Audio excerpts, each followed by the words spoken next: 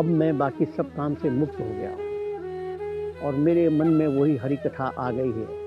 आप देखिए रे, मेरा टीका बदल गया है। अब मैं हरि कथा का कथाकार बन गया हूँ। मेरा सपना है कि 25 वर्ष चल रहा है, 2021 के अंत तक, 2022 के अंत तक एकल की पहचान हरि कथा योजना बनेगी और 2025 तक देश की पहचान हरि कथा योजना बनेगी। जिस दिन 10,000 कथाकार होंगे, जिस दिन हम 1 करोड़ गोवंश को गांव-गांव के घर में पहुंचा चुके होंगे, इस देश की जीडीपी में लाखों करोड़ रुपए की वृद्धि होगी। इस देश में कोई गरीब नहीं होगा। ये गौ माता, ये हनुमान परिवार गौ व्यसन को समाप्त करेगा। सब प्रकार की बुराई दूर करने की ताकत गौ माता में हनुमान जी में है। हम वही तो जगा रहे हैं। और शबरी बस्ती के माध्यम से जब हमारे गांव शहर के लोग शबरी माँ के यहाँ चाय पीने जाएंगे, अरे राम जी ने एक बार उसकी बैर खाया तो राम जी को हनुमान मिल गए। आज नगरीय राम उसके घर में चाय पिएगा, ना जाने कितने हनुमान पैदा हो जाएंगे और इस देश का कल्याण हो जाएगा। बस 25 वर्ष, ऐसा लगता है कि जैसे 25 वर्ष की युवा के अंदर जोश होती है और परिवार के लोगों में जब 25 वर्ष का कोई बालक हो जाता है तो उसकी शादी की चिंता करते हैं। ऐसे हरि कथा भी अब 25 वर्ष बन रहे हैं। लोग इसका स्वागत करेंगे, सम्मान करेंगे, ऐसा मेरी कल्पना है। भगवान मेरी इस प्रार्थना को स्वीकार करें, यही मेरा एकमेव स्वप्न है। श्री हरि कथा योजना ने अपनी 25 वर्षों की अथक यात्रा में बहुआयामी सामाजिक, आर्थिक और व्यक्तिगत सफलताओं के नए-नए स्वर्णिम प्रतिमानों को स्थापित किया है। इस योजना के सुखद परिणाम आज गर्व से जय घोष कर रहे हैं कि इस अभिनव योजना ने परिवर्तन की एक नई परिभाषा लिखी है। जिन वनवासियों को कल तक देवालयों में प्रवेश करने की अनुमति तक नहीं थी, उन वनवासी परिवारों के युवक युवतियां आज व्यासपीठ पर बैठकर सभी को हरि कथा का अमृत पान करा रहे हैं। जो कल तक मंदिरों की चौखट तक लांघ नहीं सकते थे, आज वो अपने वनवासी समाज के साथ मंदिरों में प्रवेश करके अपने मरांग गुरु अर्थात भगवान भोलेनाथ का पूजन अर्चन कर रहे हैं। विधर्म की अंधेरी सुरंग से निकलकर वनवासी बंधु अब अपने आदि धर्म के दिव्य प्रकाश में आ गए हैं। एकता और सौहार्द के वातावरण में आत्मबल मिल रहा है। सामूहिक यज्ञ के माध्यम से अब पूरे ग्राम के सहयोग से आयोजित हो रहे ये सामूहिक भंडारे समाज में आधार बन रहे हैं समरसता, समन्वयता और समभाव के। सबसे बड़ी हमारे इस छत्तीसगढ़ में छुआछूत की परंपरा बहुत ज़्यादा है, तो हम गांव में जाकर इस कथा के माध्यम से छुआछूत को हम दूर हटाने का प्रयास करते हैं और कई गांव में हम जाकर छुआछूत को दूर हटाए हैं, समरसता लाए हैं इस कथा के माध्यम से। पहले छुआछूत मानते थे, आजकल छुआछूत नहीं मानते हैं। हम जाते हैं तो यहाँ की रसोई भी हम बना के खिलाते हैं। पहले वहाँ रसोई नहीं बनाने देते थे, रसोई में अंदर जाने ही नहीं देते थे। जब से हम लोग कथा चालू हुआ, वहाँ गाँव वालों को समझाए, तब से हम कहीं भी जाते हैं तो ऐसे छुआछूत नज़र नहीं आते हैं। बस हम जाते हैं, भोजन भी बनाते हैं, माताएं से साथ में भी शयन करते हैं गाँव में। यही अब देखने को मिलता है कि पूरा गांव परिवर्तन हो गया है। भारतीय धर्म व संस्कृति व्यक्ति ही नहीं अपितु समाज व राष्ट्र के जीवन का सिंचन कर उसे पल्लवित और पुष्पित करती है। भारतीय धर्म व संस्कृति की इसी विराटता को श्री हरि कथा योजना के कार्यकर्ताओं और कथाकारों ने आत्मसात कर लिया। फलस्वरूप उनमें देशभक्ति की प्रसुप्त भावना जाग उठी और उनकी जीवन ऊर्जा तत्पर हो गई राष्ट्र की सेवा के लिए। उनका तन मन आपूरित हो उठा इस भावना से कि देश मेरा, मैं देश का। वनवासी युवक युवतियों के व्यक्तिगत उत्कर्ष में भी एकल की श्री हरि कथा योजना ने अहम योगदान दिया है। कभी समीप के नगर तक जाने का आत्मविश्वास न रखने वाले वनवासी युवक युवतियां आज अमेरिका की भूमि पर जाकर भारतीय धर्म संस्कृति का गुणगान कर रहे हैं। धर्म को लोग ठीक से समझें और मेरा देश विश्व गुरु बने और हमारा देश की धर्म संस्कृति वो पूरे विश्व में फैले और यहाँ की संस्कृति के विश्व को लोग भी मानें और इस संस्कृति के अनुसार सभी लोग चलें, क्योंकि हमारा जो संस्कृति है सर्वे भवन्तु सुखिनः वसुदेव कुटुम्बकम की भावना वाली संस्कृति है। इस योजना ने नारी सशक्तिकरण का भी एक बेजोड़ उदाहरण प्रस्तुत किया है। वनवासी व ग्रामीण युवतियों को कथाकार के रूप में प्रतिष्ठित कर उनमें अद्भुत आत्मविश्वास का संचार किया है। एक जागृत नारी ही एक जागृत और सभ्य समाज का निर्माण करती है।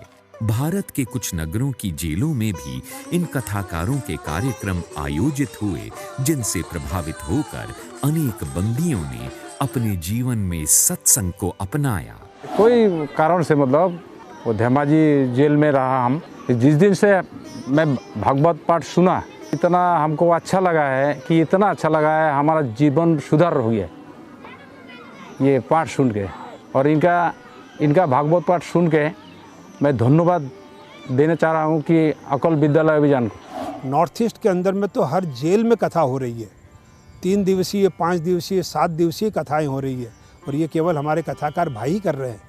बहुत बड़ा काम हो रहा है, बिल्कुल सामाजिक समरसता का, सामाजिक परिवर्तन का काम है और ईश्वर करे ये इसी तरह से उनकी कृपा, ईश्वर की कृपा बनी रहे और ये काम आगे आगे बढ़ता रहे। वनवासी समाज के आर्थिक पक्ष को सुदृढ़ बनाने के लिए इस योजना में उनकी हस्तकला और शिल्पकला को प्रोत्साहन दिया गया। कार्यकर्ताओं के सहयोग से उनकी कला को राष्ट्रीय स्तर पर अलग ही पहचान मिली है। गौ आधारित खेती, खेती आधारित उद्योग व व्यापार हमारी परंपरा है। गौधन से की जा रही जैविक खेती से भी उनका लाभ बढ़ा है। हमारे देश में माता स्वरूपा गाय में सभी देवताओं का वास माना जाता है। इसी तथ्य के दृष्टिगत श्री हरि कथा योजना में वनवासी और ग्रामीण किसानों को गौ ग्राम योजना के माध्यम से गौ माता की पूरी आयु तक सेवा का दायित्व दिया जा रहा है। आज भारत के कुछ ग्रामीण क्षेत्रों में नित्य नियम से गौ माता की आरती और उसकी रक्षा के संकल्प किए जा रहे हैं। मुझे कई बार लगता है कि मैं अपने को हिंदू क्यों कहता हूँ। इस देश में किसी हिंदू को अपने को हिंदू कहने का अधिकार नहीं है।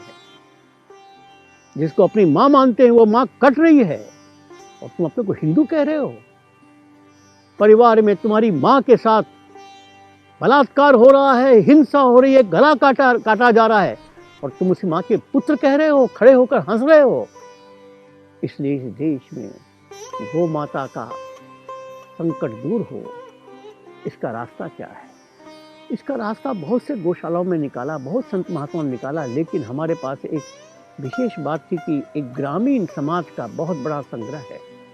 इस गांव गौ माता को घर वापसी, परिवार में सम्मान दिलाओ और क्योंकि उसके पालन पोषण के लिए प्रारंभ में कुछ आवश्यकता है, नगरवासी उसको दे। मेरा सपना है कि 2022 में जब देश की आज़ादी का 75वां वर्ष मनाएंगे, इस देश में नई रोशनी दिखाई देगी और 2025 में जब रामसेवक संघ की शताब्दी मनाएंगे, भगवान ने चाहा तो इस देश के सारे बूचड़खाने बंद होंगे, एक भी गाय नहीं बिकेगी, एक भी गोवंश बांग्लादेश नहीं जाएगा। और जिस दिन इस देश में गौ माता का खून गिरना बंद हो गया, अरे गौ माता के आशीर्वाद से न जाने क्या क्या हो जाएगा। इस सपने के लिए भगवान मुझको आयु दे, यही प्रार्थना है। भारत के सैकड़ों गांवों में देवालय न होने से वनवासी भूलने लगे थे अपने पूर्वजों के धर्म को, अपने आराध्य प्रभु श्री राम को। श्री हरि कथा योजना के चिंतकों ने इस शून्यता को भरने का निश्चय किया। प्रभु श्री राम व श्री कृष्ण के दरबार रूपी मंदिर को एक 4 पहिया वाहन पर प्रतिष्ठित करके उसे पहुंचाया ग्रामीणों और वनवासियों की कुटिया तक। इस रथ मंदिर के संयोजक व सारथी नित्य पूर्ण विधि विधान से भगवान का पूजन अर्चन करते हैं। जब ये रथ मंदिर पहुंचता है अपने भक्तों के द्वार पर, तो धर्म पताका लहरा उठती है, रंगोली सज जाती है। ग्रामवासियों की आस्था चरम पर होती है जब वो रथ के पहियों का भी धन्यवाद रूपी पूजन इस भाव से करते हैं कि इनके कारण ही तो रथ पर सवार होकर भगवान उनकी कुटिया तक पहुंचे हैं। कलश यात्रा में सम्मिलित होकर पूरा गांव हर्षोल्लास से स्वागत करता है अपने आराध्य प्रभु श्री राम का। मंदिर के पट खुलते ही ग्रामीण आह्लादित हो उठते हैं। हृदय में आस्था और नयनों में भगवान के दर्शन की ललक लिए सभी क्रम से श्री राम, माता सीता, लक्ष्मण जी और हनुमान जी का दर्शन पाते हैं।